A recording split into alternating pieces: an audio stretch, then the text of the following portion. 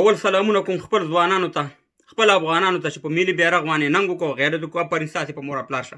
زه پوښتنې لرم خصوصا د طالبانو د مشرانو نه. زه عام طالبانو سره زما څه کار نشته.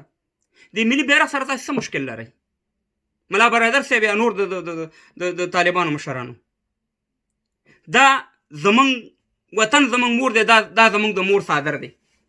آیا دا د مور څادر داسې لرې کړو، لوڅ یې کړو، سرتوری کېنو که نه څادر به په مور باندې ورچو؟ تاسې څه مشکل لرئ د ملي بیرغ سره؟ طالبان ورونو، تاسې افغانان هستئ که نه هستئ؟ موږ افغانان یو که نه یو؟ موږ یو بل سره ورونه یو، مسلمانان یو که نه یو؟ د ملي بیرغ سره خو چې مشکل لري پنجاب به لري، د ملي بیرغ سره چې مشکل لري خو انګریزان به لري چې 2 ځله شکست ورکړي، د ملي بیرغ سره چې مشکل لري امریکا به لري یا نور هیوادونه به لري.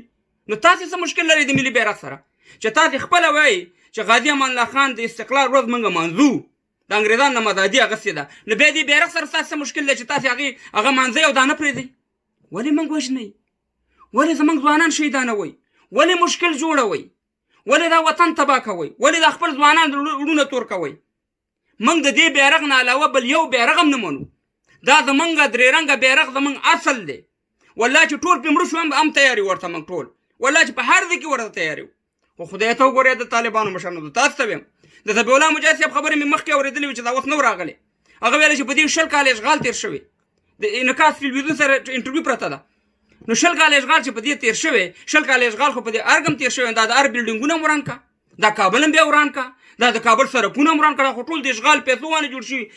اشغال دلته شوی. دا کوم منطق، دا کوم دلیل دی؟ اوس به موږ افغانستان ټول د منځه بوټو باسو او ګزارو به چې دلته اشغال تېر شوی. که د اشغال خبرې خو دا اوس هم د امریکایانو جټ تیاري ستاسې په سرونو باندې ګرځي، په زرهاو پوځیان او عسکر دلته په هوایي میدان کې پراته دي. دا په کوم قانون دلته راغلي؟ دا خو باید په داول د مای باندې دا یو هم نه وی دلته. نو اشغال خو اوس هم افغانستان مشغال دی. خدای ته وګورئ، پنجشیر کې هلته بل حکومت جوړ دی. دا وطن تبعی ته ځي. او ملا برادر یا د طالبانو مشرانو، د خدای په لحاظ څومره زر چې کېږي موږ ستاسې بیرغ مچې کوو، خو دا نور موږ نه منو چې دا 45 کاله تاسې همدا وکړو چې هر یو تنظیم راځي دلته جنګ کوي، چې راشي هلته خپل زموږ د ملي بیرغ خوا کې خپل بیرغ پرې ولګوي. دا موږ ته د قبول وړ نه ده.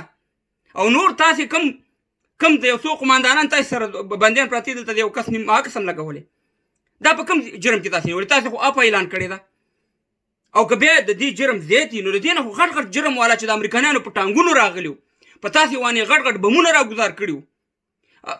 نه غواړم چې نومونه یې ورته وایم، ټول در سره په هر کې ناست دي. نو هغه ماف کوئ او داسې قماندانان تاسې نیسئ، تاسې مابسونو کې اچوئ، هغې ته وار ورکوئ. دا کوم دلیل، دا کوم منطق دی؟ یعنې د دې نه دا معلومیږي چې تاسې کې بدلون نه دی راغلی. د خدای په لحاظ باندې موږ په ټولو زموږ مشران هستئ، موږ د احترام لرو د طالبانو مشرانو. خو بس کوئ، د دې مور په څادر ما مه وژنه، ما مه کړوه، نور ما مه ځوروه. موږ د دې نه علاوه بل یو بیرغ په ارګ باندې نه غواړو. موږ ته دغه نه علاوه یو بیرغ قبول وړ نه دی. څومره زر چې کېږي دا 3 رنګه بیرغ د ارګ په دغه ولګوه، ځکه دا د ټولو افغانانو خوښه ده. دا داسې نشي کېدای چې دا ستاسې په خوښه باندې هر کار وشي. دا د 9 وخت نه دی، دا 2020 کال دی. زموږ ځوانان پوه شوي دي.